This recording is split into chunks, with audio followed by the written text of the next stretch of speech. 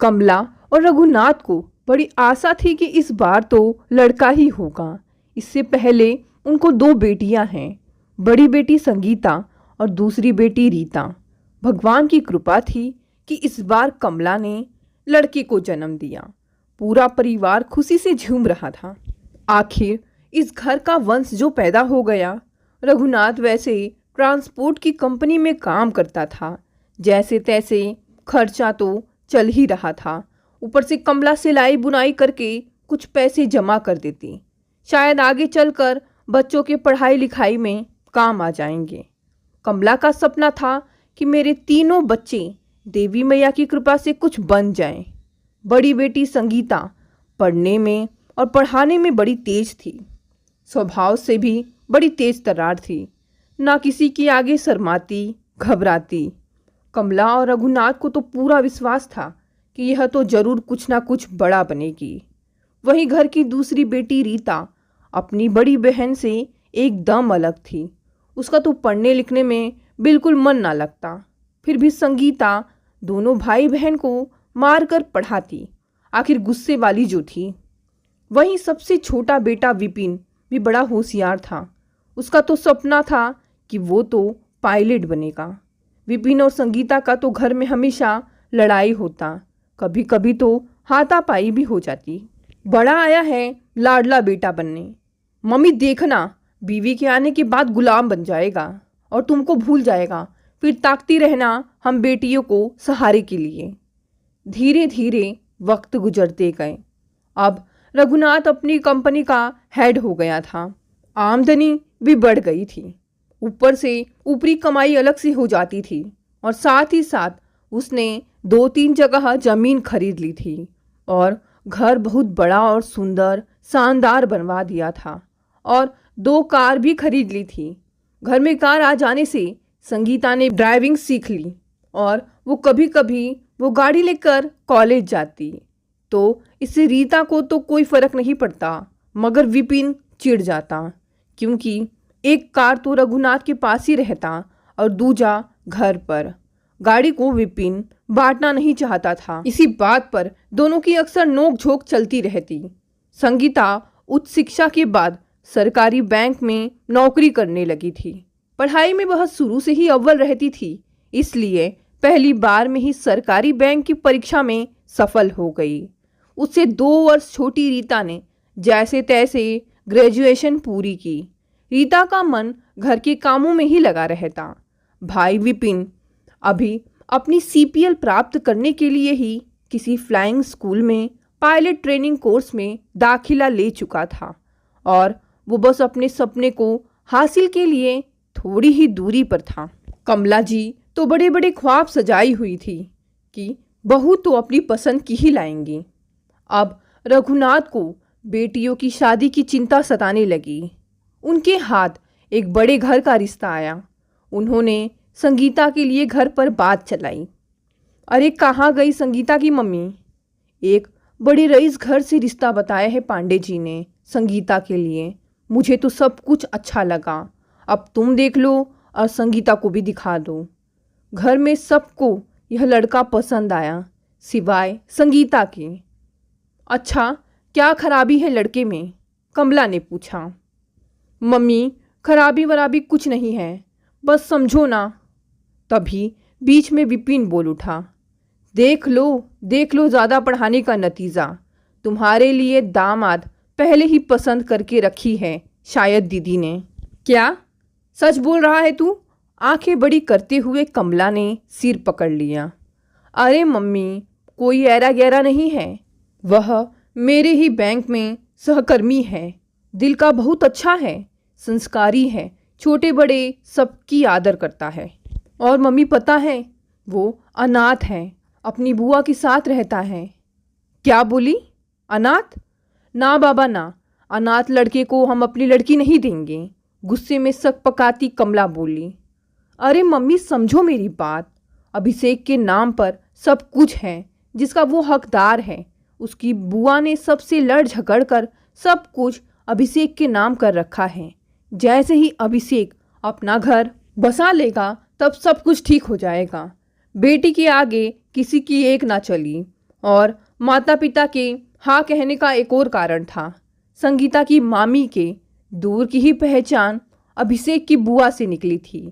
उन्होंने ही बताया कि लड़का और परिवार एकदम अच्छा है।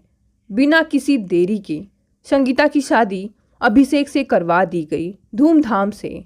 पूरे 2 महीने बुआ के साथ रहने के बाद अभिषेक और संगीता ने अपना नया आशियाना बना लिया। गृह प्रवेश में सब गए थे। थोड़े दिनों बाद रीता की भी सगाई उस लड़के से कर दी गई जो पहले संगीता के लिए आया था। रीता भी बहुत खुश थी।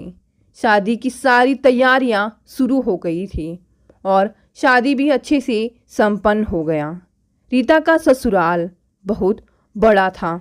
उसका पति अविनाश थोड़ा घमंडी और गुस्से वाला था, बहुत कम बोलता और रीता के मायके वालों से थोड़ा खींचा खींचा सा रहता। बहुत कम बार ही उसने फ़ोन पर बात की होगी। शादी के बाद सिर्फ वो एक बार ही अपने ससुराल आया था। खैर, रीता उसी में खुश थी। अब रघुनाथ दोनों बेटियों की शादियां करके जिम्मेदारी से मुक्त हो गए। अब कमला जी बेहद अकेली हो गई थी। घर एकदम सूना सा लगता। साल भर बाद विपिन भी पायलट बन गया। पहली सैलरी में उसने सबके लिए कुछ ना कुछ तोहफे खरीदे थे। अब रघुनाथ जी की भी उम्र हो रही थी। अब उनकी तबीयत कुछ ढीली सी रहती थी। कमला का ब्लड प्रेशर के साथ ही उनका हृदय कुछ कमज़ोर था, इसलिए उनकी इच्छा थी कि बेटे की भी शादी कर दी जाए। विपिन के लिए लड़की की तलाश शुरू हो गई। इस बीच संगीता के घर एक बेटे का भी जन्म हो गया। कुछ दिन अभिषेक की बुआ ने आकर घर और बच्चे को संभाला और कुछ दिन कमला जी ने बेटी और नाती को संभाला। फिर संगीता ने बच्चे के लिए आया का प्रबंध कर लिया। साल भर के अंदर ही विपिन के लिए योग्य लड़की की तलाश खत्म हुई। यह रिश्ता भी मामा जी ने ही करवाया था। विपिन की शादी खुशी के साथ संपन्न हो गई। अब शादी से पहले रिश्तों के बारे में जो कुछ भी बताया जाता है, अक्सर उससे अलग ही रूप देखने को मिलता है। वैसा तो कुछ भी नहीं निकलता। खैर, खुशी भाभी बहुत गुस्सेल, तुनक मिजाज और स्वार्थी थी। वह किसी को कुछ समझती ही नहीं थी। अपनी मर्जी की मालिक, जो जी चाहे वही करती। सास को छोटी छोटी बातों पर डांट देती, बहस करती। साथ ही सास ससुर दोनों को अनदेखा कर देती। एक काम वाली लगा रखी थी जो घर का सारा काम करती तथा खाना भी बनाती। सास से तो बहुत कम ही बात करती, जैसे उनमें कांटे लगे हुए हैं। जो सपना कमला जी ने नई बहू के लिए देख रखे थे, वो सब तो टूट चुके थे। मम्मी ने इसकी शिकायत मामा से भी की और उन्होंने उनसे बात करना ही छोड़ दिया। बहुत अच्छा सिला दिया है भैया तुमने मेरी राखी का। ऐसे लड़की बहू बनकर आ गई जो तो सीधे मुंह बात तक नहीं करती। जब अपने हाथ पैर चल रहे हैं तब यह हाल है, जब और बुढ़ापा आ जाएगा तब क्या होगा। अब मम्मी को कैसे समझाएं कि इसमें मामा की कोई गलती नहीं है। अब इसमें गलती भाभी की परवरिश की है। शायद उनकी भाभी भी ऐसा ही करती हैं उनके माँ पापा के साथ। हम दोनों बहनों ने मम्मी को सिखाया कि तुम्हें कुछ बोलने की ज़रूरत नहीं है। अब जो कुछ बना कर देती है खा लो, वरना हम आपको नई काम वाली लगवा देते हैं जो आपका और पापा का ख्याल रखेगी। दिन ब दिन भाभी अपनी सहेलियों, मायके के सदस्यों के साथ फ़ोन में व्यस्त रहती। ब्यूटी पार्लर जाना, किटी पार्टियों में बढ़ चढ़कर हिस्सा लेना, आए दिन किसी न किसी सहेली के घर जाकर गप्पे मारना, चुगलियाँ करना, यह सारे उनके शौक थे। अपनी दोनों नंदों के साथ उसने कभी अच्छा व्यवहार नहीं किया। जब कभी वो दोनों मायके आती तो वह कुछ देर बाद ही भाभी किसी न किसी बहाने से बाहर निकल जाती। कभी घर के काम, कभी कुछ खरीदारी, कभी कुछ और बहाना बनाकर। हमें तो नहीं, पर मम्मी पापा को बहुत बुरा लगता, लेकिन कुछ कह ना पाते क्योंकि वह इतनी गुस्सेल थी कि कुछ बोलते ही 4 बातें सुना डालती। विपिन का भी वह लिहाज नहीं करती। घर में एक छत्र उसका ही राज चलता था। धीरे धीरे हम दोनों बहनों ने भी वहाँ जाना कम कर दिया। एक ही शहर में होने के कारण सिर्फ अपने मम्मी पापा को मिलने के लिए ही वह जाते थे। कुछ देर बैठते और उठकर आ जाते। विपिन तो शादी होने के बाद गूंगा, बहरा और अंधा भी हो गया था। अपनी पत्नी को रोकने के बजाय उसी का साथ देता था। घर में तनाव का माहौल ही चल रहा था। एक दिन अचानक कमला जी को जबरदस्त दिल का दौरा पड़ा और वह चल बसी। अब रघुनाथ जी का बुरा हाल था। बहू तो पहले ही नहीं पूछती थी और अब तो वह और ही आज़ाद हो गई। ससुर का थोड़ा बहुत जो लिहाज था वह भी खत्म हो गया। कई बार तो रघुनाथ जी को ठीक से खाना भी नहीं मिलता था। वह अपने लिए जो मन होता बनवा लेती और उन्हें भी वही खाने के लिए कहती, चाहे उन्हें वह चीज़ पसंद हो या ना हो। इस कारण कई बार उन्हें भूखा ही रहना पड़ता। साल बीतते बीतते ही काफ़ी कमज़ोर हो गए थे वे। उन्हें इस हालत में देख हमें बहुत बुरा लगता। एक दिन हिम्मत करके उसने भाभी से कह दिया, भाभी, मम्मी के जाने के बाद पापा बहुत कमज़ोर हो गए हैं और उन्हें बहुत तनाव रहता है। वह स्वयं को बहुत अकेला महसूस करते हैं। आप उनका ध्यान रखा करो। समय पर खाना, सोना, दवा देना अगर नहीं हुआ तो वो बीमार पड़ जाएंगे। यह सब सुनकर भाभी एकदम फट पड़ी। ध्यान रख तो रही हूँ, खाना भी दे रही हूँ, दवा वे ले ही लेते हैं और क्या करूँ, दिन रात सोते हैं और आराम करते हैं। बेवजह तुम अपनी नाक मत घुसाओ, जाओ अपना घर संभालो। इतनी फिक्र लगी हुई है तो ससुर जी को ले जाओ अपने घर। संगीता हक्का बक्का रह गई। क्या यह कभी सांस नहीं बनेगी? क्या इसे कभी बुढ़ापा नहीं आएगा? किस बात का घमंड है इसे, समझ नहीं आता। वह चुपचाप घर लौट आई। रात भर वह सो न सकी। बार बार पिता का मायूस, लाचार भरी आंखों वाला निरीह चेहरा आंखों के सामने घूम जाता। अब शायद उसे ही कुछ करना पड़ेगा। पति के साथ बैठकर इस बारे में लंबी बातचीत हुई। उसके काफ़ी समझाने तथा जोर देने पर आखिर अभिषेक उन्हें अपने साथ रखने के लिए तैयार हो गया। संगीता ने जैसे तैसे ही इस विषय की चर्चा पिताजी से की तो उन्होंने स्पष्ट मना कर दिया। यह कैसे संभव है? बेटे के होते हुए मैं बेटी के घर रहूं, लोग क्या कहेंगे? लगता है मेरी किस्मत में बेटे बहू का सुख नहीं है। अब जीवन ऐसे ही बिताना पड़ेगा। फिर संगीता ने समझाया, पापा, अब वह जमाना नहीं रहा। अगर बेटा बहू आपको ठीक से नहीं रखते तो आप बेटी के साथ आराम से रहिए। इसमें संकोच करने की कोई बात है ही नहीं। आपको दामाद इतना अच्छा मिला है। प्लीज़ पापा, मैं आपकी एक नहीं सुनूंगी। अगले हफ्ते दामाद और संगीता दोनों पिताजी के घर पहुँचे। संगीता ने फ़ोन करके रीता को भी घर बुलवा लिया था।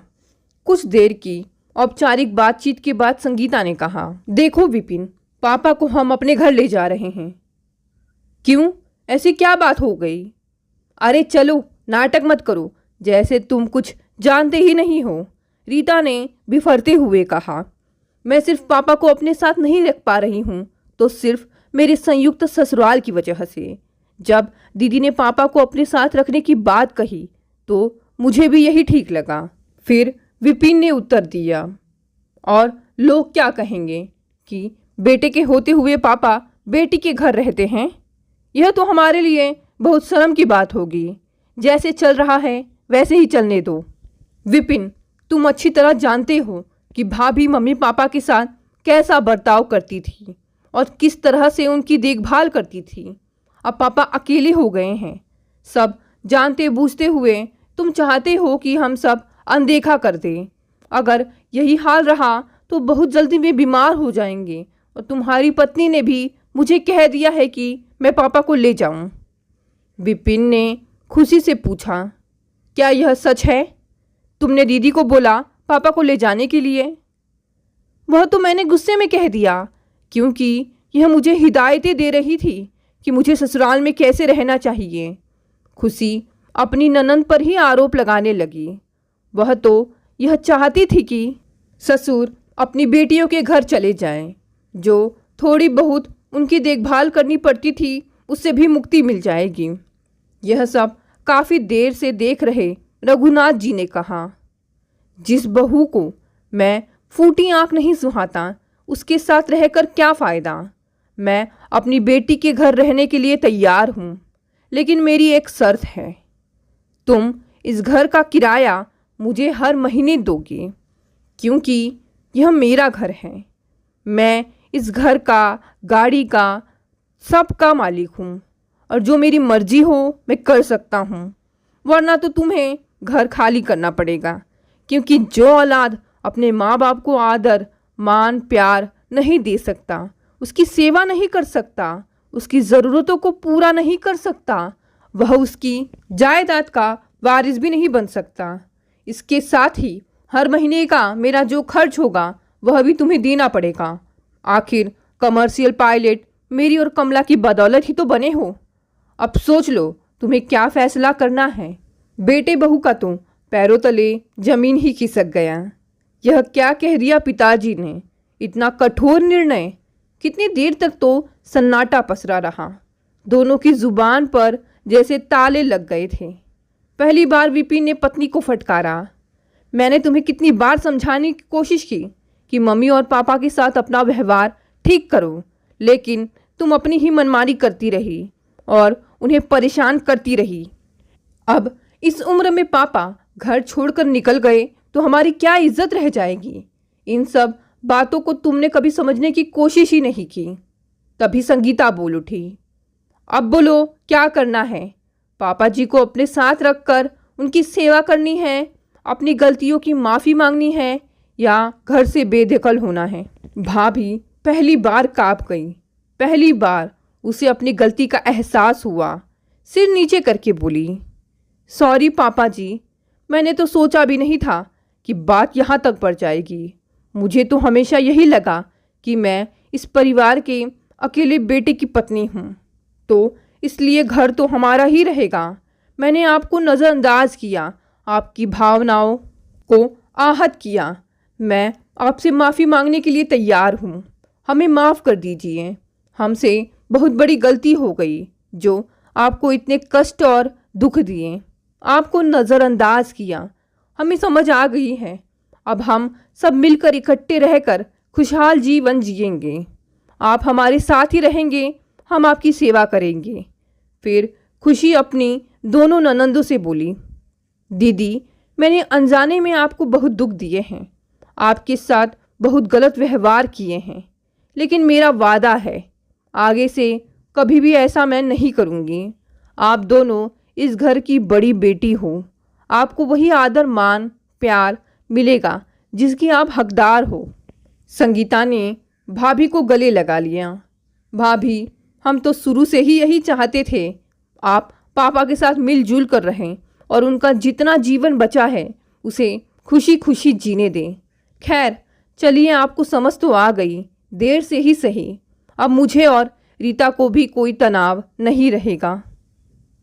माँ बाप बुढ़ापे में केवल इतना चाहते हैं कि औलाद उनका आदर मान करे तथा उनके साथ कुछ समय बैठे और बातचीत करे।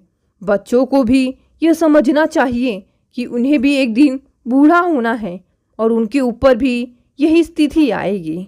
इसलिए अपने बड़े बुजुर्गों को आदर, मान, प्यार, सम्मान देना, उनके साथ सुख दुख की बातें साझा करना, समय पर उन्हें खाना, दवा देना, यह औलाद का फ़र्ज़ होता है। दोस्तों, आज की कहानी यहीं समाप्त हो गई। कहानी कैसी लगी इसे लाइक और शेयर करें।